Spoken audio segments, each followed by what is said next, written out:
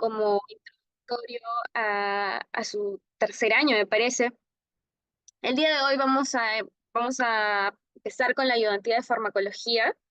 Y bueno, voy a tocar dos temas que son temas de endocrino. El principal y el más fuerte que vamos a ver, que es este, el de diabetes mellitus, con el que vamos a empezar. Y luego de esto vamos a ver un poco de hipolipemiantes, lo principal que tienen que saber y lo que tienen que recordarse de cara al curso que va a iniciar y de cara también a su examen, que es lo más importante que van a ver. ¿Ok? Entonces vamos a empezar. El contenido de esta primera parte va a ser primero generalidades acerca de los hipoglicemiantes. Luego vamos a ver grupo por grupo los fármacos secretagogos, los fármacos del efecto incretina, los fármacos insulinosensibilizadores, los inhibidores de SGLT2 y un poquito de las insulinas. Entonces empezamos. Primero, para empezar, vamos a definir qué es la diabetes mellitus. La diabetes mellitus va a ser una enfermedad que sí o sí van a ver cuando ustedes ya empiezan a rotar en el hospital y del que sí o sí van a tener que saber tanto su fisiopatología como la parte farmacológica. Y justamente esta parte fisiopatológica es la que nos va a ayudar ahora a descifrar, a ver cómo son los mecanismos de los fármacos que van a actuar aquí. A ver, la definición de diabetes mellitus van a ser un conjunto de alteraciones metabólicas causadas por la acción o producción, por el déficit en la acción o la producción parcial o total de la insulina. Es decir, la insulina puede haber un tipo de diabetes donde no va a estar presente, como también puede haber otro tipo de diabetes donde hay un problema en la acción, es decir, no hay la suficiente sensibilidad para que la insulina actúe en dicha célula y esto va a generar como resultado una hiperglicemia crónica. Esta hiperglicemia crónica va a ser la característica, va a ser el sellito que va a tener la diabetes mellitus y va a ser el punto farmacológico de los fármacos que vamos a ver ahora. Vamos a tener dentro de los fármacos algunos que son por vía oral y otros que son por vía eh, parenteral. Entonces, dentro de la clasificación, vamos a tener a diferentes grupos también. El primero que vamos a ver van a ser los secretagogos de insulina, y su nombre lo dice, secretagogos indica secreción, indica expulsar, indica liberación de insulina, ¿ok? Así que vamos a ver este primer grupo. En los fármacos del efecto incretina, que van a estar un poco relacionados a los secretagogos, ya van a ver por qué lo vamos a explicar más adelante. Los sensibilizadores, si se habían dado cuenta, dentro de la definición habíamos dicho que hay un tipo de diabetes que se da por déficit en la acción, es decir, porque no hay la suficiente sensibilidad. Entonces, uno de los grupos de fármacos también va a ir dirigido como blanco farmacológico a la sensibilización de la insulina, a la sensibilización de la acción de la insulina. Vamos a tener otro grupo que va a actuar a nivel renal, que son los inhibidores de SGLT2, que ya vamos a ver que este SGLT2 va a ser un canal que vamos a ver que se inhibe, más adelante lo vamos a tocar.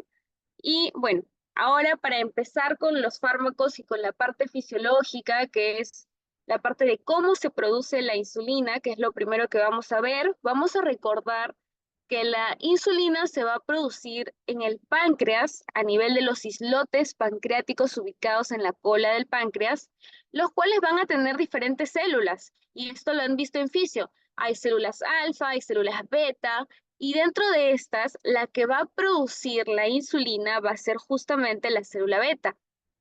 Entonces vamos aquí a hacer un zoom para poder ver cuál es nuestra célula beta y vamos a ver que esta célula beta va a tener diferentes canales, diferentes transportadores, diferentes receptores, dentro de los cuales los más importantes van a ser estos cuatro que vamos a ver acá.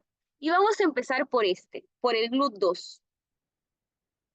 ¿Ustedes se acuerdan para qué sirven los GLUTs? Esta sí es una pregunta facilita. ¿Se acuerdan? A ver si por el chat pueden, chicos, participar para que esto sea un poco más dinámico. ¿Ya? Los GLUTs van a ser transportadores que se van a ubicar en diferentes partes de la célula, de las diferentes células de todo el cuerpo.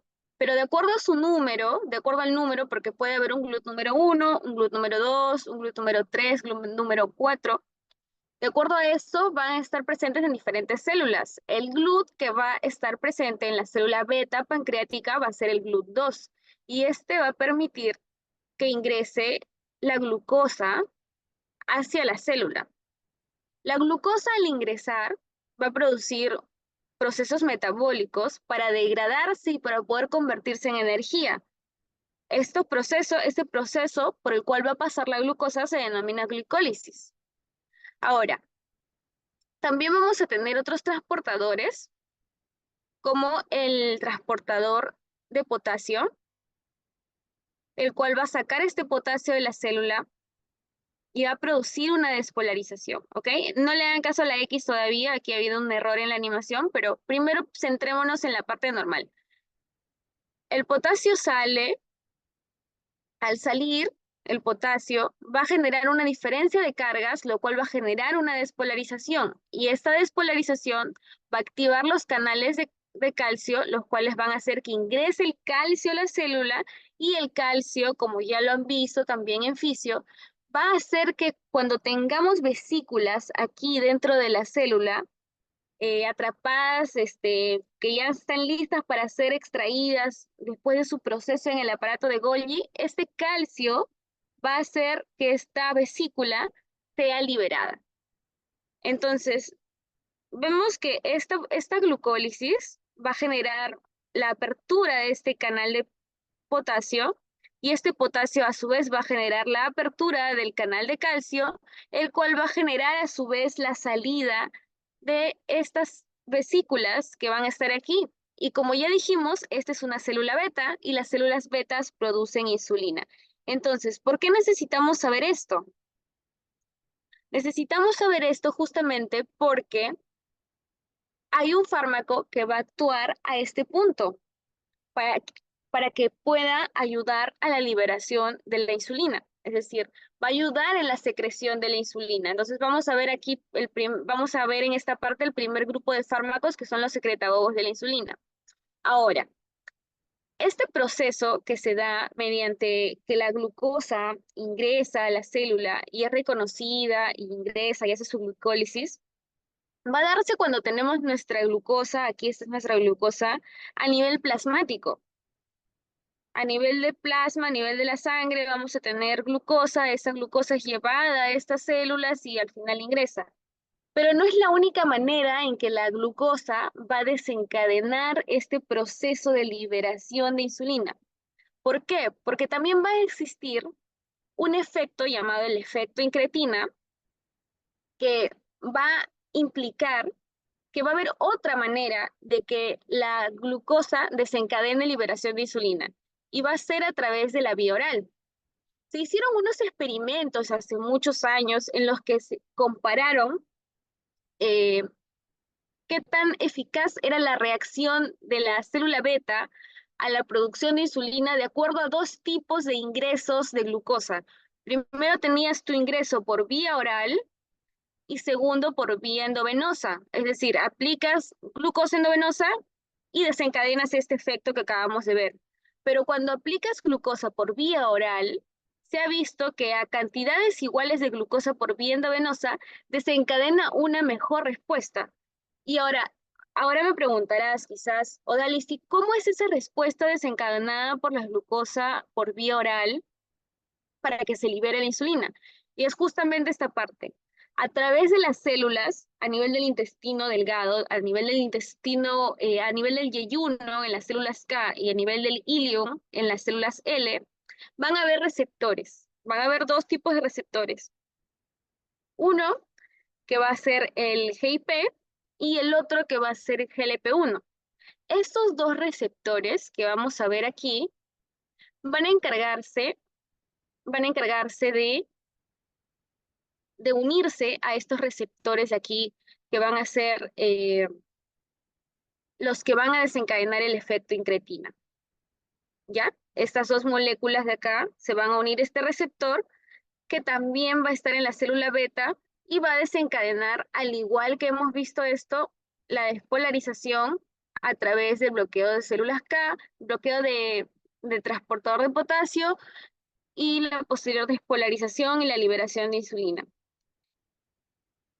Esto de aquí es el denominado efecto incretina, pero el efecto incretina va a tener también un antagonista. Van a haber enzimas que van a degradar estas moléculas y que van a hacer que disminuya su acción.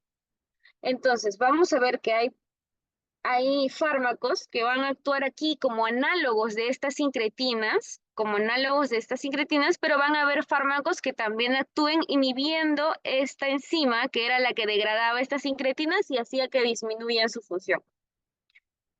Entonces, volviendo aquí, tenemos nuestros dos puntos farmacológicos, las sulfanilurias, que van a actuar mediante el bloqueo de los canales de potasio sensibles al ATP, y vamos a tener por otro lado aquí los fármacos del efecto incretina, primero los que son agonistas del receptor de GLP-1, es decir, los que fingen ser este GLP-1, los que actúan como este GLP-1 para poder unirse a este receptor, y aparte de ello van a ser resistentes a esta enzima que normalmente degradaba estas incretinas que son sintetizadas por vía natural. El fármaco va a ser más resistente a esta degradación de la enzima, por lo cual va a hacer que el proceso de acción de las incretinas vaya a ser más prolongado y más eficiente. Por otro lado, como habíamos visto, también existen fármacos que van a actuar inhibiendo a esta enzima, que es la DPP4, que esta enzima iba a ser la que degrada. Entonces, al inhibir a este inhibidor, va a aumentar el efecto de la incretina, ya sea endógena o también sea incretina sintética, como son los agonistas de GLP-1, haciendo que se inhiba esta DPP4 que descomponía el GLP-1, ¿ok? Hasta ahí vamos a tener la primera parte y no sé si chicos tienen alguna duda, por favor, si tienen alguna duda pueden escribirla en el chat en cualquier momento, yo voy a estar revisándolo para que podamos seguir de manera fluida si es que tienen alguna duda, ¿sí? ¿Está bien? Ya, perfecto. Continuamos.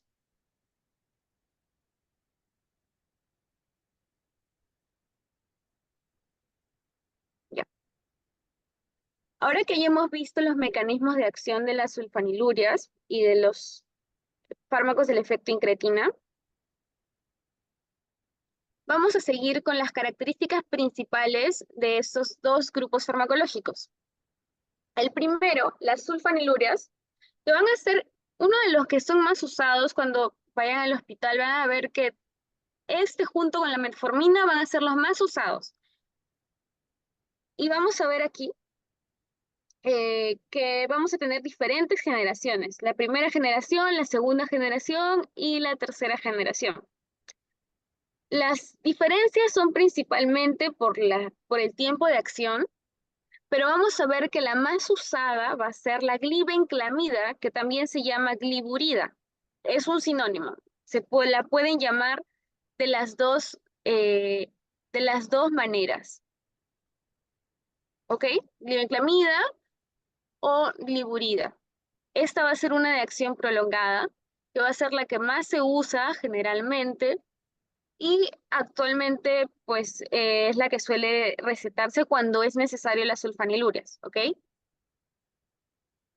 Las dosis que suelen usarse em, en cuanto a la glibenclamida o la gliburida, las dosis iniciales es de 2.5 miligramos por dosis de mantenimiento de 5 a 10 miligramos, como dosis máxima 20 miligramos. No es necesario que se aprendan las dosis, generalmente no es algo tan preguntado, pero se los dejo aquí por si acaso, porque en este fármaco es muy importante la dosis, ya que tiene un efecto adverso muy importante que está relacionado a la dosis y que tienen que tenerlo en cuenta.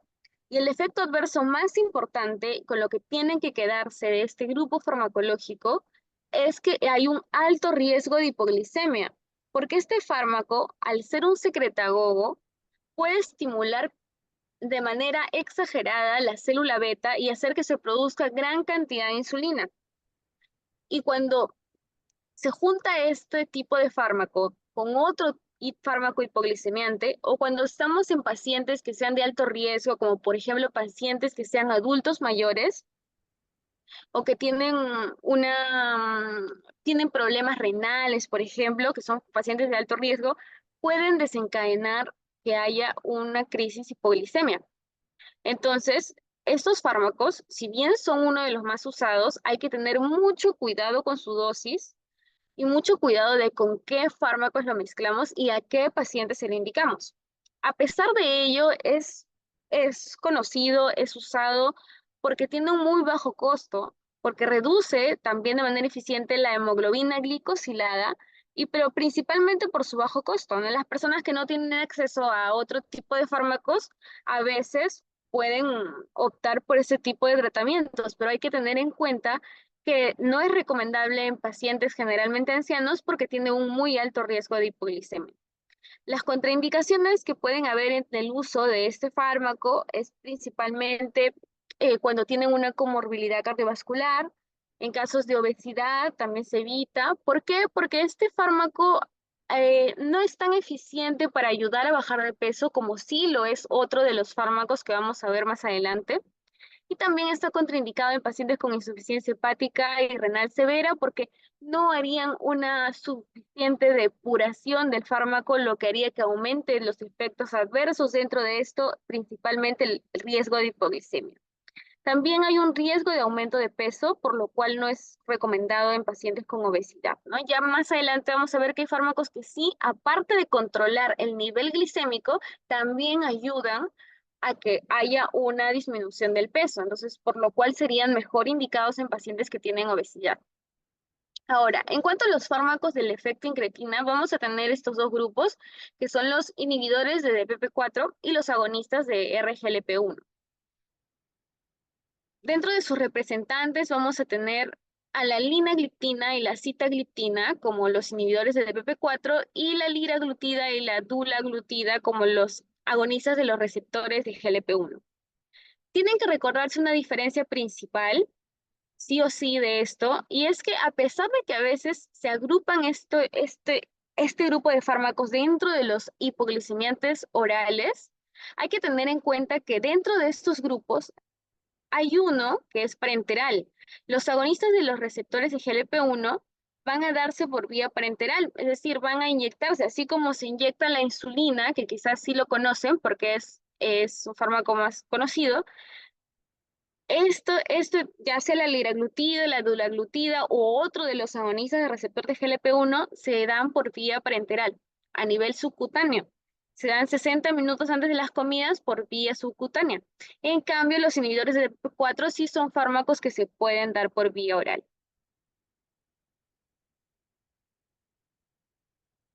Dentro de los efectos adversos que tenemos en ambos, son principalmente gastrointestinales. Puede haber riesgo de diarrea o por el otro extremo puede haber presencia de estreñimiento. También se ha visto de manera escasa, un poco rara, pero se han visto reportes en los que se da un aumento del riesgo de la pancreatitis.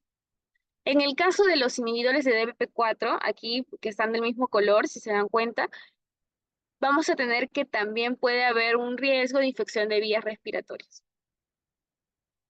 En cuanto a las contraindicaciones, principalmente en estos dos fármacos, que es el liraglutide y la linagliptina, está contraindicado en pacientes con tasa de filtración glomerular menor a 30. También está contraindicado en pacientes con insuficiencia hepática. En casos de pancreatitis, justamente porque aumenta este riesgo de pancreatitis y puede desencadenar un nuevo evento. Y también de manera como hallazgo en algunos reportes, también se encuentra el cáncer de tiroides como contraindicación de los agonistas de los receptores de GLP1. En cuanto al uso clínico, vamos a ver que generalmente es recomendado como terapia combinada. Difícilmente se le recetan estos fármacos como monoterapia. Tampoco suele ser la primera línea de fármacos que se usa. La primera línea, vamos a verlo más adelante, pero para que lo vayan anotando, la primera línea siempre va a ser la metformina. Y ya cuando no funcionan estos fármacos, pues se pueden agregar otros, se pueden usar como terapia combinada estos fármacos del efecto incretina.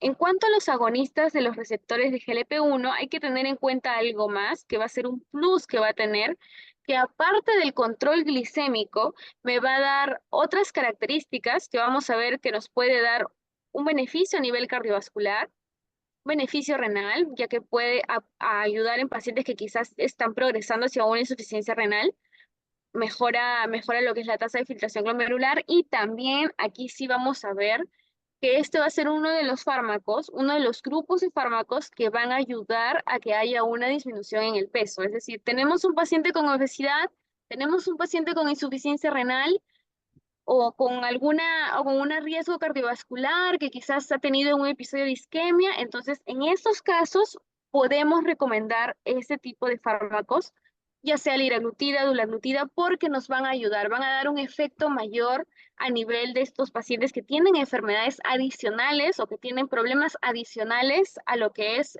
la diabetes mellitus, ¿no? O sea, su principal blanco farmacológico va a ser generar una hipoglicemia, pero vamos a tener también ayuda en este otro grupo de enfermedades que pueden tener. Ahora vamos a ir con las biguanidas. Dentro de las biguanidas, básicamente tienen que recordar un solo nombre, que es la metformina. La metformina va a ser un fármaco que vamos a ver aquí su mecanismo de acción. Este fármaco va a ingresar hacia la célula y dentro de la célula va a actuar a nivel mitocondrial. Va a actuar a nivel mitocondrial a través de la enzima MGT, va a inhibir esta enzima que actúa a nivel mitocondrial, lo que va a generar algunos procesos de transcripción, procesos genéticos que van a generar una disminución de la lipogénesis y de la gluconeogénesis. Es decir, este va a tener una acción ya un tanto diferente a las que ya hemos visto en los primeros fármacos que eran los secretagogos y los del efecto incretina. Su mecanismo de acción se va a basar en la reducción de la producción hepática de glucosa a través de la inhibición de esta enzima mitocondrial y a nivel muscular vamos a ver que no solamente va a actuar disminuyendo lo que es la producción de glucosa, sino a nivel muscular va a aumentar la sensibilidad a la insulina, ya que en la diabetes mellitus hemos visto que una de las características principales es que las células periféricas de todo el cuerpo van a perder esa acción a la insulina, es decir, la insulina puede estar ahí, pero debido a tanta sobreproducción de insulina antigua, entonces no va a funcionar la insulina en la célula periférica. Y lo que va a hacer la biguanidas, la metformina, es aumentar esa sensibilidad y mejorar la captación de glucosa periférica para que ésta pueda usarse. Y también como otro mecanismo adicional, vamos a tener que retrasa la absorción intestinal de glucosa, lo que va a generar también una disminución de glucosa.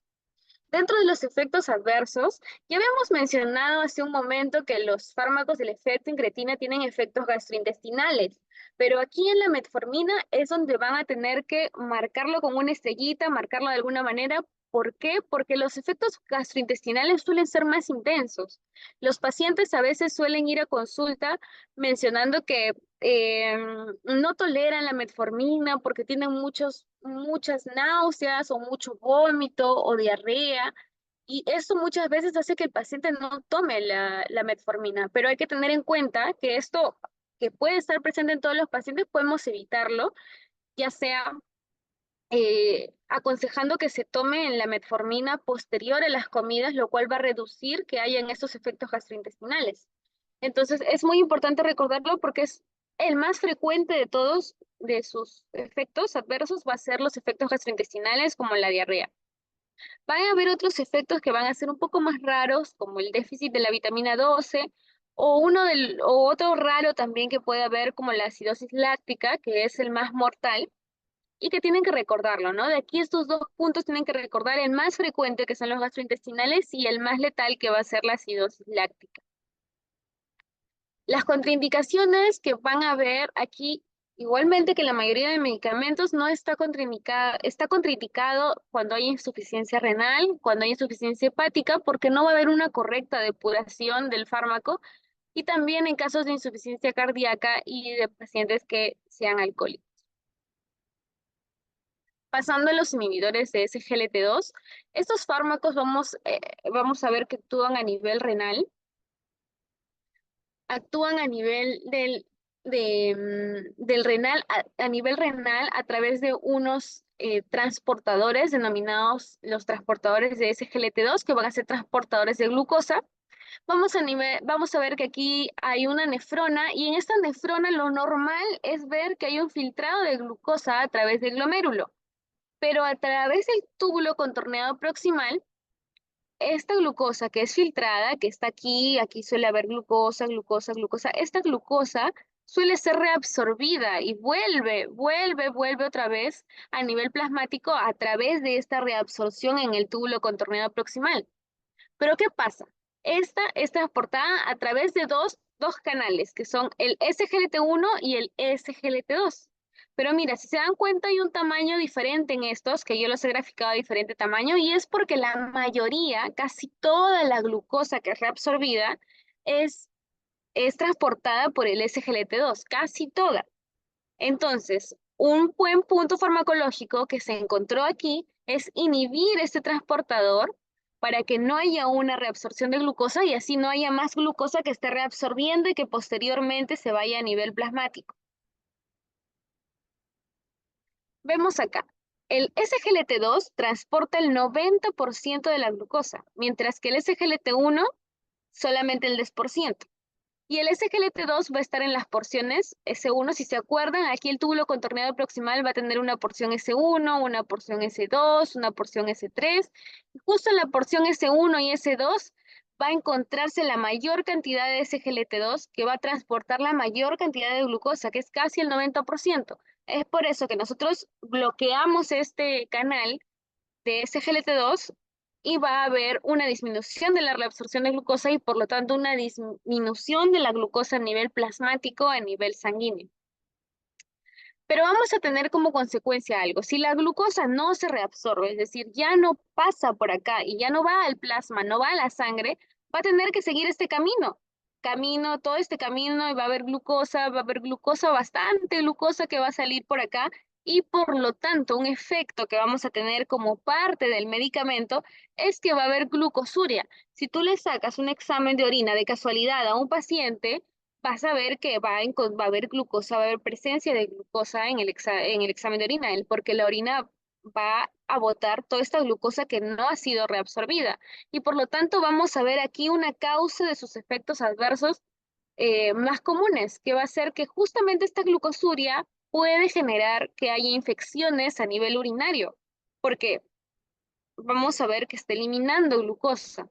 Y esta glucosa a nivel de la orina puede generar una mayor cantidad de infecciones, ya sea bacterianas o de hongos. Ahora, repasando aquí el mecanismo de acción, vamos a ver los inhibidores de SGLT2 actúan mediante una inhibición reversible de este canal a nivel del túbulo proximal del riñón, disminuyendo esta reabsorción de glucosa. Efectos adversos, como ya mencionamos, infecciones urinarias, que va a ser la más frecuente, la más común explicada por esta glucosuria, que es efecto de esta inhibición de la reabsorción. Otras de los efectos adversos también va a ser la presencia de hipotensión, también puede haber presencia de cetoacidosis diabética euglicémica.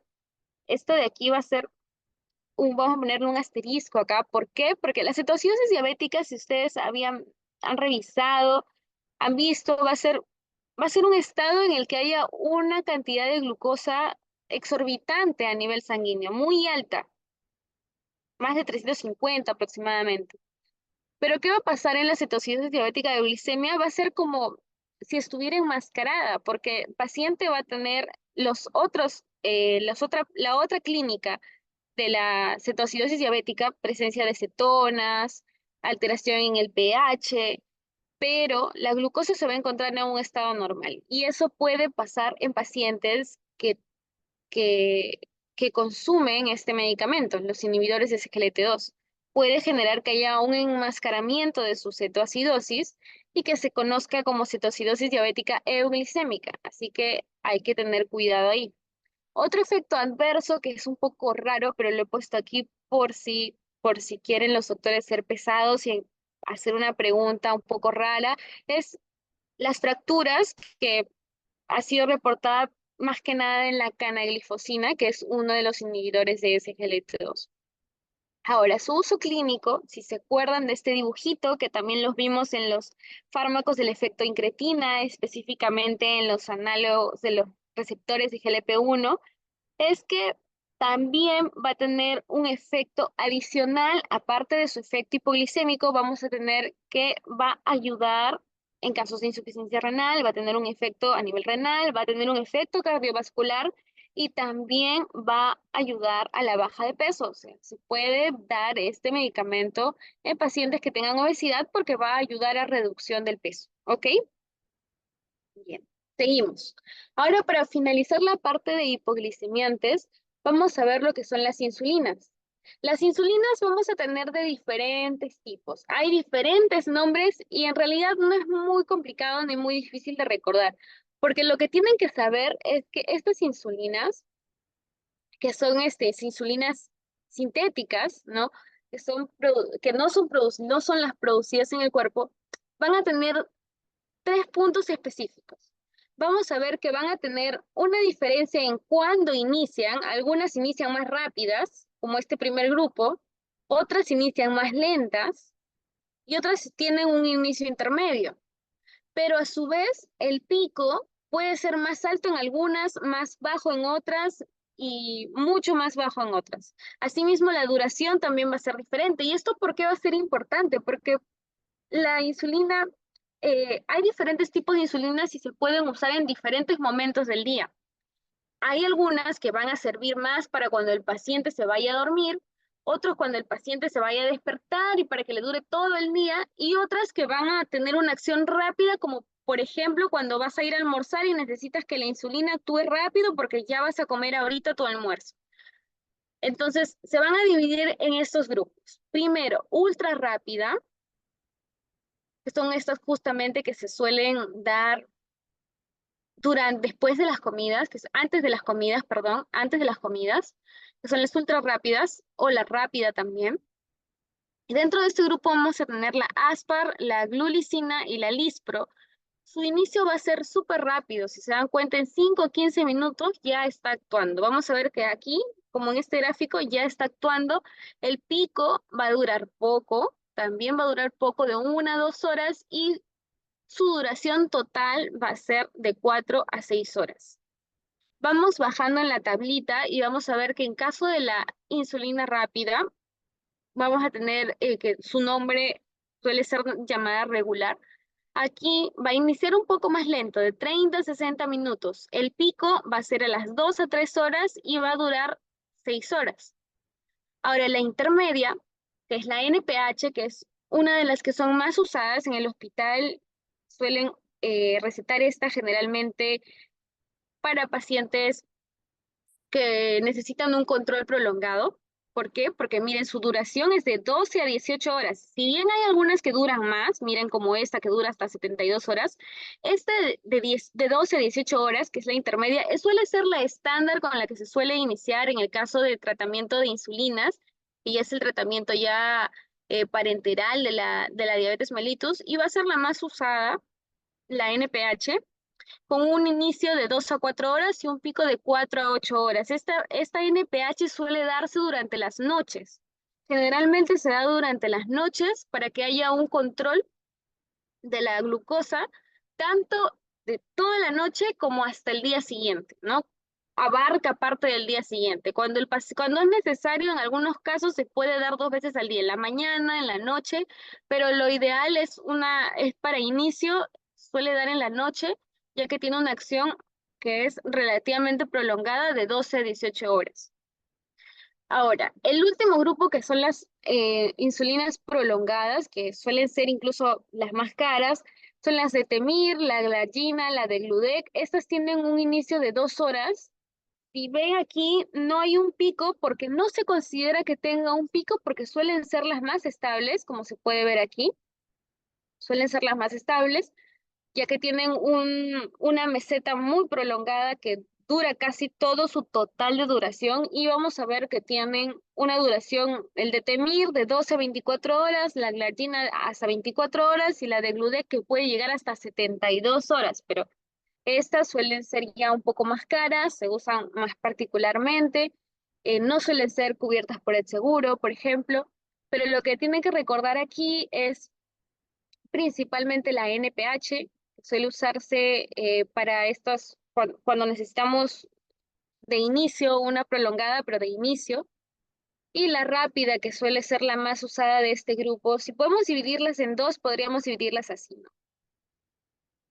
La ultra rápida y la rápida pueden tener un efecto parecido. Se pueden usar en casos eh, anteriores a las comidas, por ejemplo. En algunos casos se puede usar anterior y posterior, mientras que la intermedia y la prolongada son para efectos más largos. Se usan generalmente en las noches para que el paciente pueda cubrir varias horas de duración con la insulina. Ahora, los efectos adversos que tenemos puede ser también la hipoglicemia, al igual que habíamos visto en la glibenclamida. Este es otro de los cuales tienen que recordar que produce hipoglicemia. Un efecto adverso también puede ser el aumento de peso y también puede haber presencia de lipodistrofia en el sitio de inyección. Es decir, si ustedes han visto, los pacientes que se inyectan insulina lo hacen de manera subcutánea a nivel del abdomen, y esto de aquí puede generar que haya algunos problemas como atrofia, como se puede ver aquí un hundimiento, no sé si pueden observar un hundimiento, o puede haber una presencia de una hipertrofia, que hay aquí como una parte sobresalida en el abdomen. Y todos estos van a ser sus efectos adversos relacionados al tipo de aplicación que se da en este caso de manera subcutánea. El uso clínico que vamos a ver va a ser la terapia de inicio en el caso de diabetes mellitus tipo 1, que es los pacientes que no producen nada de insulina. Ahí vamos a darle de inicio lo que es la insulina sintética, que es este grupo que estamos viendo. También se va a dar en casos de pacientes con diabetes mellitus que no responden a la terapia oral, que son todas las anteriores que hemos visto, no responden a esas y están teniendo una hemoglobina glicosilada muy alta, entonces podemos iniciar con insulina. En casos de embarazo, también en lo que es la diabetes gestacional, no existe un tratamiento por vía oral. El único tratamiento que hay es con insulina, por lo cual las gestantes que tienen esta diabetes gestacional tienen que sí o sí usar directamente la insulina. La hiperpotasemia también va a ser uno de los usos clínicos. ¿Por qué? Porque sí, si habíamos visto el primer esquema de la primera diapositiva, la insulina suele consumir potasio, hace que el potasio ingrese a la célula. Entonces, también puede usarse en estos casos. Esto ya no tiene nada que ver con lo que es ese tema de hipoglicemia antes, pero como dato, como para que lo tengan, que la insulina actúa también, ayuda en casos de hiperpotasemia. Y obviamente en casos que haya estados hiperglicémicos como la cetocidosis diabética o estado hiperglicémico hiperosmolar, donde la glucosa sobrepasa ya los 300, 600 eh, miligramos por decilitro. Entonces, en esos casos, el tratamiento es directamente con insulina. Ok, chicos, ¿hasta ahí tienen alguna duda de esta primera parte que es hipoglicemiantes para poder pasar a la parte, al segundo tema?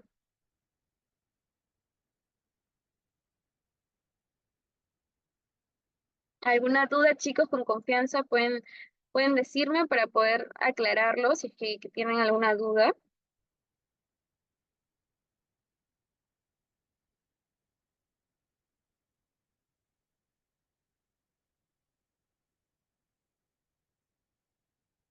Ya. A ver, continuamos con esta segunda parte que es más cortita. La primera parte de hipoglicemiantes es la más densa, pero en esta parte vamos a ver algo un poco más pequeño, ¿ya? Es un tema más corto y vamos a continuar. El contenido de la sesión, primero vamos a ver lo que es el metabolismo de los lípidos, una parte fisiológica, y luego vamos a revisar los tres grupos farmacológicos más importantes. Ojo, porque no son los únicos, hay más, vamos a ver lo que es primero las estatinas, la acetinib, que es este es único, es grupo, y los fibratos, que son estos tres grupos, pero también hay otros grupos como los inhibidores de la PCK9, ¿no? Otros que actúan en las sales biliares, pero que no los vamos a ver el día de hoy por temas de tiempo, pero que ya cuando estén en el curso regular los van a ver y cuando hagamos los repasos también en el curso regular vamos a detallar un poquito más, pero por ahora quisiera que se queden sí o sí con esta información de estatinas, de ezetimiba y de fibratos. Entonces vamos a empezar primero con el metabolismo de los lípidos y vamos a ver aquí algo que suelen comer muchos a veces. Imaginemos que ustedes van a comer aquí su cajita de KFC, que va a ser muy alto en grasas, en carbohidratos, pero vamos a centrarnos ahora en los lípidos, en el contenido lipídico, en los lípidos. Entonces, vamos a ver que a nivel intestinal, estos lípidos van a ingresar a nivel de la boca, van a seguir todo el camino del tubo gastrointestinal, van a ser degradados a través de las enzimas y cuando lleguen a niveles pequeños, como por ejemplo ácidos grasos, colesterol, van a llegar al enterocito y van a querer ingresar. Entonces, vamos a ver que todos estos lípidos se van a degradar hasta llegar a colesterol, ácidos grasos libres y ácidos biliares.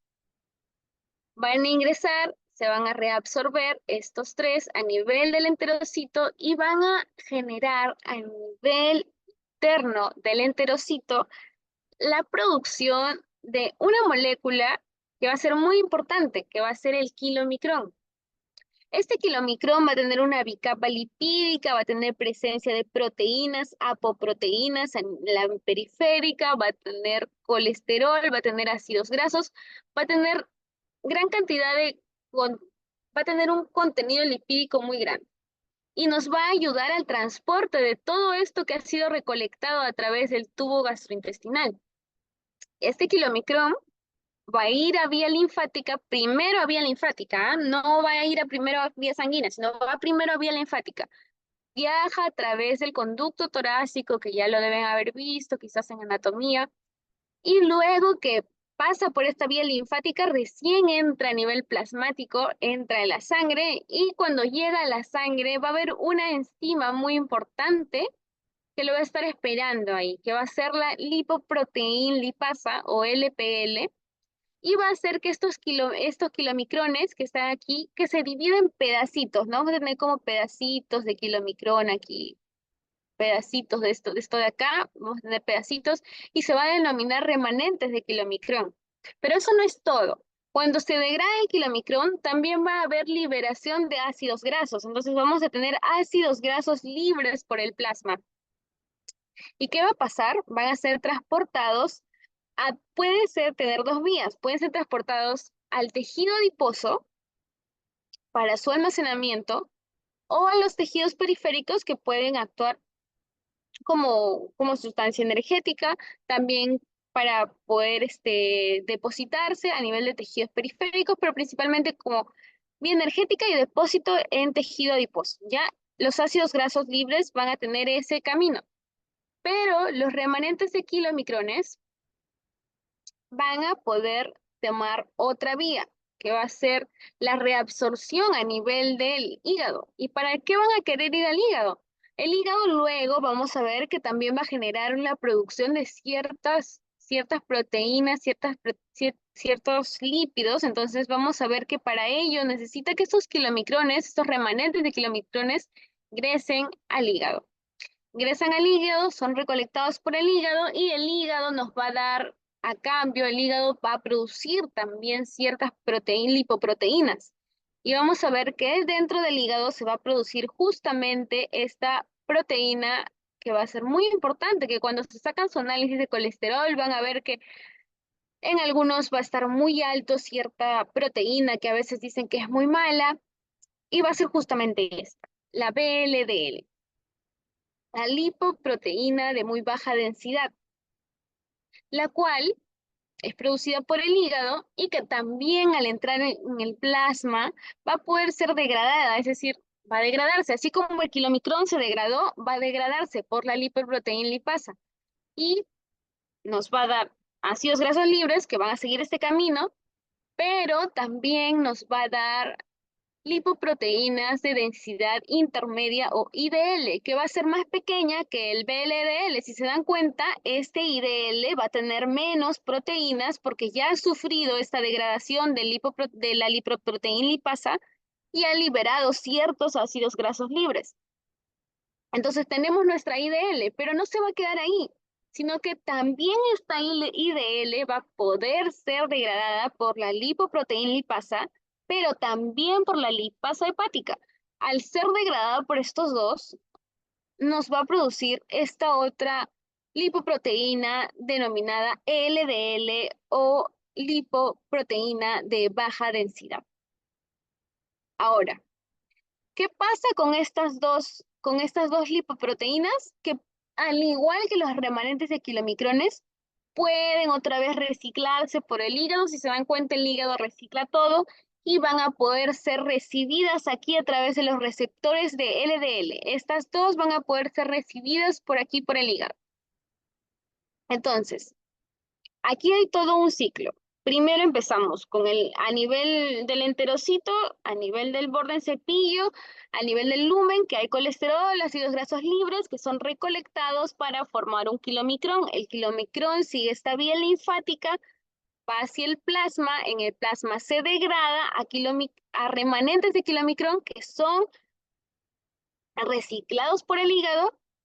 Aquí vemos que el hígado produce VLDL, pero a su vez también recicla estos residuos que siguen de la degradación del VLDL, que es el IDL y el LDL, y recicla todo esto. Entonces en el hígado vamos a ver que va a haber remanentes de kilomicrones, receptores, va a haber IDL, va a haber LDL, y todo esto va a seguir una vía a la cual va a hacer que se produzca colesterol a nivel del hígado. El hígado va a tener una vía denominada la vía del mevalonato. La vía del mevalonato va a ser justamente la que me produzca este VLDL. ¿Por qué? Porque va a seguir un montón de pasos hasta llegar a la producción de colesterol, y este colesterol que se produce por la vía del mevalonato, que va a ser su producto final, va a ser el colesterol que se va a usar para producir el VLDL, ¿ok? Entonces, cosas importantes del hígado, vemos que recicla todo esto para poder generar nuevos productos, y vemos que la vía principal por la que produce estos nuevos productos va a ser por la vía del mevalonato, que produce colesterol, que va a ser el que va a generar el VLDL y el cual va a ser liberado por el hígado. ¿Y esto por qué tenemos que recordarlo? ¿Por qué tenemos que ver toda esta parte fisiológica? Porque justamente aquí vamos a ver las dianas farmacológicas que usan los fármacos hipolipemiantes. Cuando tengas tu familiar que va al médico, que le sacan un perfil de colesterol, vas a ver que a muchos le dan, por ejemplo, la atorvastatina. Y la atorvastatina va a ser uno de los fármacos que vamos a ver ahorita. Su grupo farmacológico va a ser muy fácil porque está justo dentro de su nombre. El grupo farmacológico va a ser la estatina, y justamente las estatinas van a actuar en este punto, en la vía del mevalonato. Van a inhibir una enzima a nivel de esta vía, la cual va a evitar que haya producción de colesterol, y a su vez va a evitar la producción de VLDL. Por lo tanto, las estatinas van a tener como punto farmacológico disminuir principalmente el VLDL, porque van a actuar en la vía que produce el VLDL.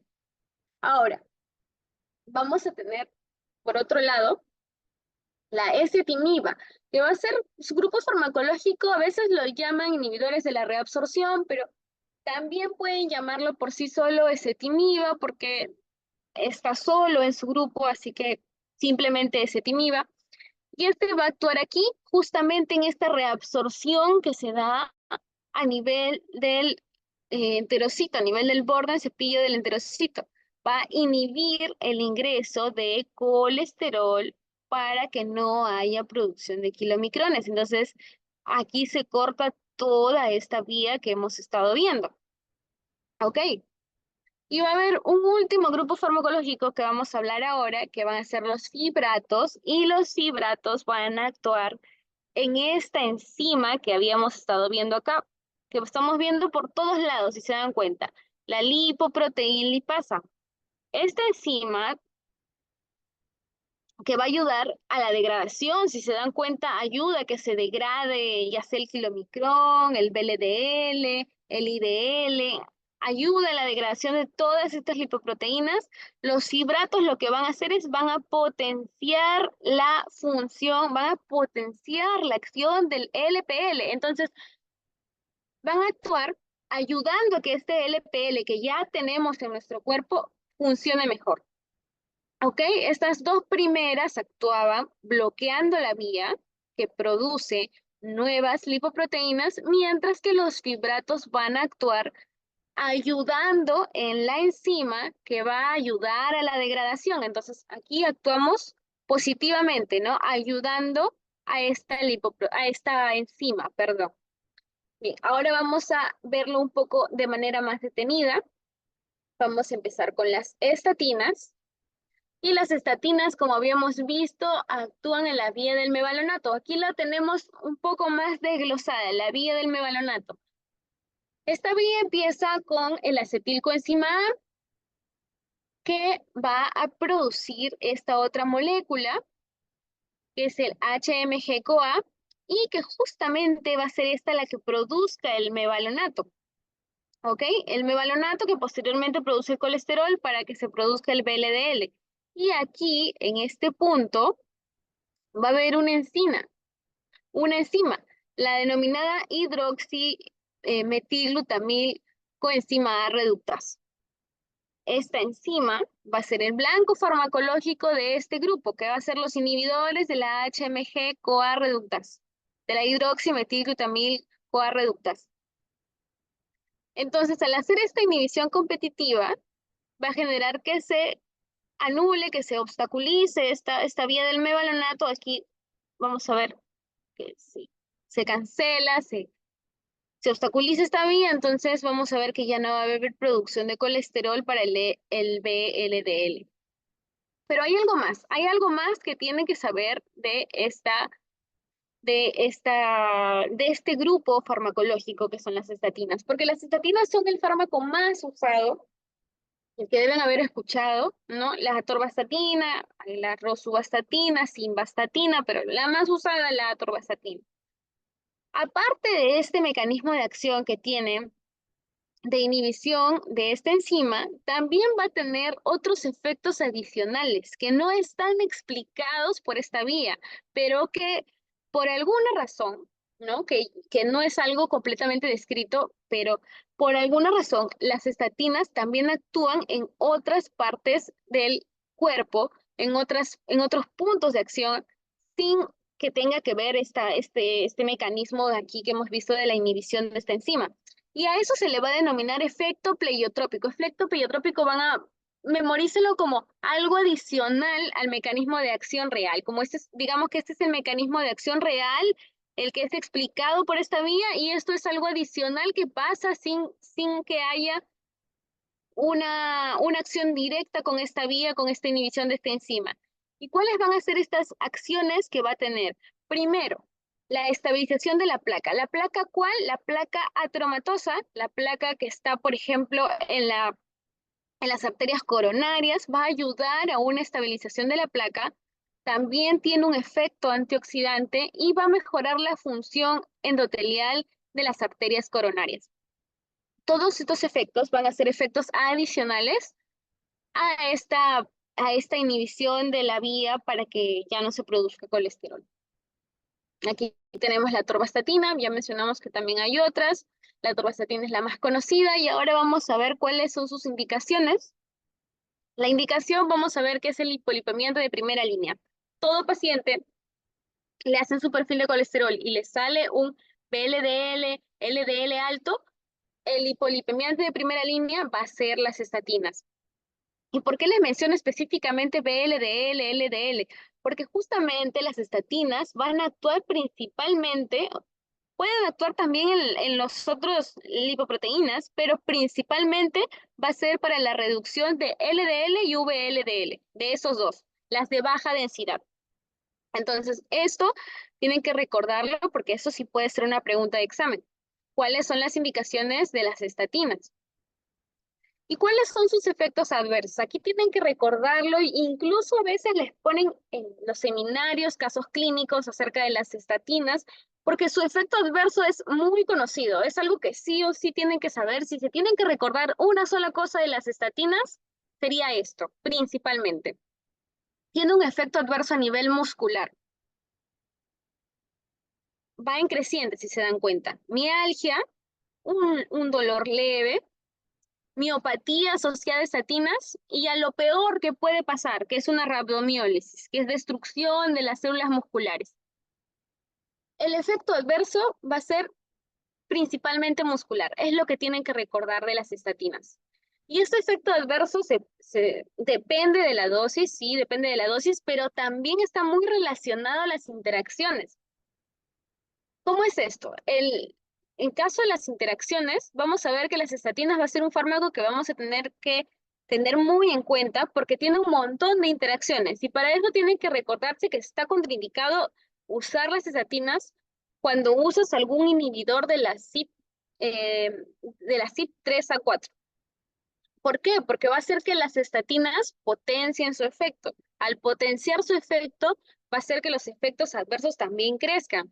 Y si no recuerdo, y si recuerdo bien, incluso hay un seminario en el que les ponen no solo el efecto de la estatina como interacción, pero no solamente con otros fármacos, sino también con algunos alimentos. Y en este caso, las estatinas están contraindicadas de usar cuando el paciente toma ciertos jugos. O sea, si un paciente toma estatina, por ejemplo, no puede tomar jugo de pomelo, porque el pomelo es un inductor del CYP3A4, entonces, un inhibidor, perdón, del CYP3A4, por lo que interactúa, y se han visto casos clínicos que solamente por tomar ese jugo puede desencadenar este efecto adverso. Y eso a veces se lo ponen en los seminarios o en las prácticas para que puedan analizar los efectos adversos de las estatinas. Y tienen que tener mucho cuidado con las estatinas y su efecto a nivel muscular y sus interacciones.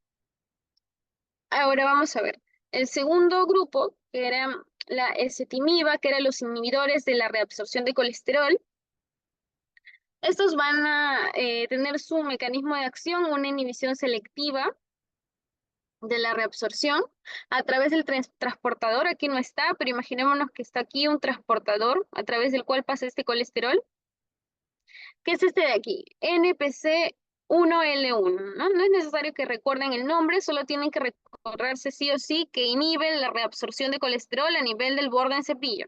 Eso es lo más importante que tienen que recordarse de la ezetimiba. Las indicaciones. Se puede usar como monoterapia en caso de que esté contraindicadas las estatinas o que hay una intolerancia, un efecto adverso a las estatinas, lo cambias por la ezetimiba. ¿Ok?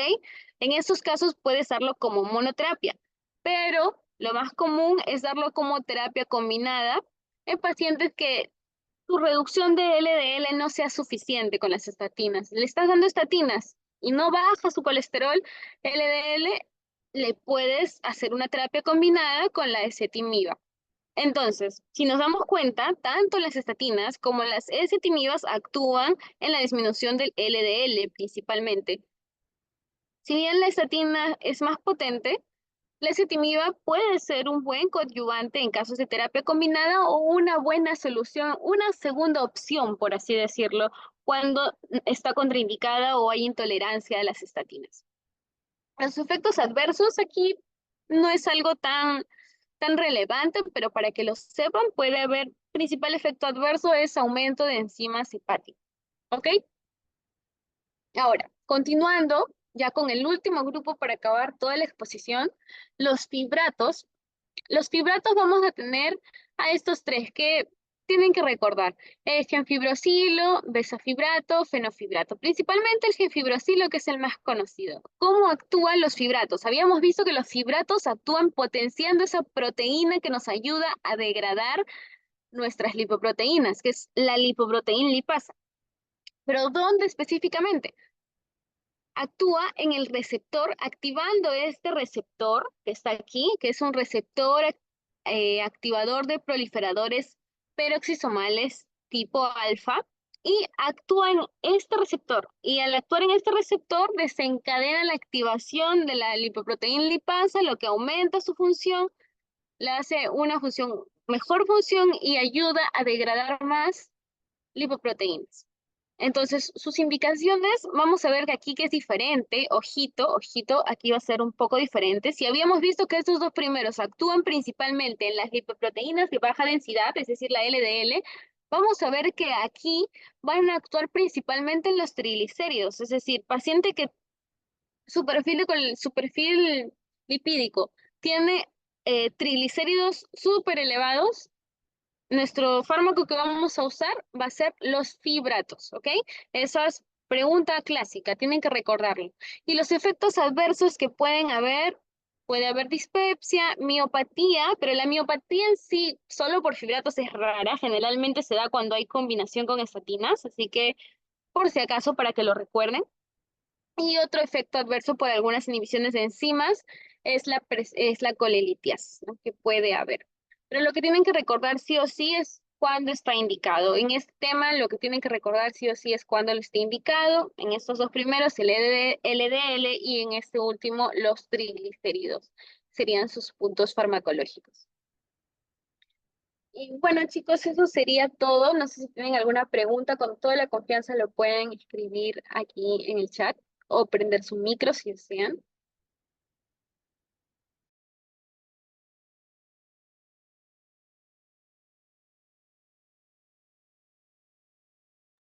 Sí, Pierina, levantaste la manito.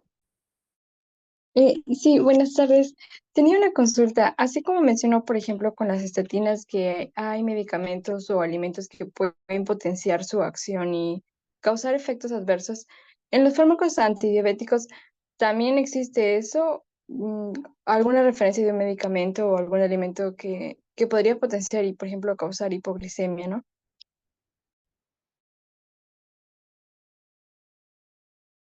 Ya, sí, muy buena pregunta. Ya, en el caso de los fármacos hipoglicemiantes, no hay tanto que tenemos que recordar los alimentos, pero sí medicamentos. En este caso, la principal interacción que suele ocurrir que tienen que tener cuidado es la mezcla de las sulfanilurias, es decir, los secretagogos, como la glibenclamida, la acriburida. Estos son los que tienes que tratar de evitar de mezclar con otros, a pesar de que su indicación generalmente es con terapia combinada y que sean los que más se usan porque tienen un muy bajo costo, son los que principalmente desencadenan la hipoglicemia. Entonces, ahorita, por ejemplo, no lo he mencionado tanto, pero quisiera que revisen ustedes también la parte farmacocinética. ¿Cuál es el CYP? Por ejemplo, les hablé hace un rato del CYP 3A4, pero también hay el CYP 2A9. Entonces, cada fármaco tiene en sí eh, un citocromo, el cual actúa a nivel farmacocinético. Y eso tienen que tratar de evitar que hayan interacciones, ¿ok? Pero eso es para general, o sea, es para tratar de evitar combinarlo con cualquier otro fármaco que ya sea por cualquier otra enfermedad. Pero cuando hablamos de combinaciones de fármacos hipoglicemiantes en sí, siempre se trata de evitar la combinación de la glibenclamida con otro hipoglicemiante porque son los que principalmente desencadenan más rápido la hipoglicemia y que suele ser más grave. Así que son los que principalmente se tiene que tener cuidado, a pesar lamentablemente de que en el Perú se use mucho por su bajo costo, pero siempre es uno de los fármacos que hay que tener bastante cuidado de en qué pacientes recetarlo.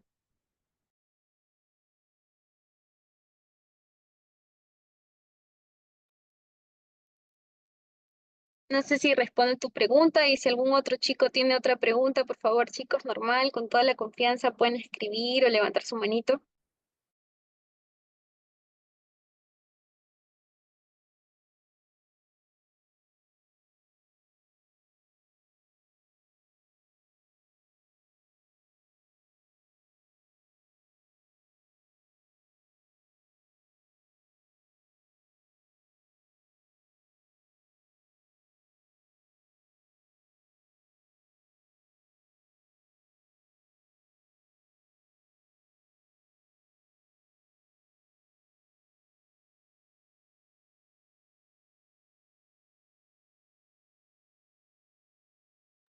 Bueno, chicos, creo que no tenemos más dudas. Igual si tuvieran alguna duda que por ahí se les ocurre cuando están repasando, creo que les vamos a pasar las diapositivas. Yo les voy a pasar mis diapositivas después.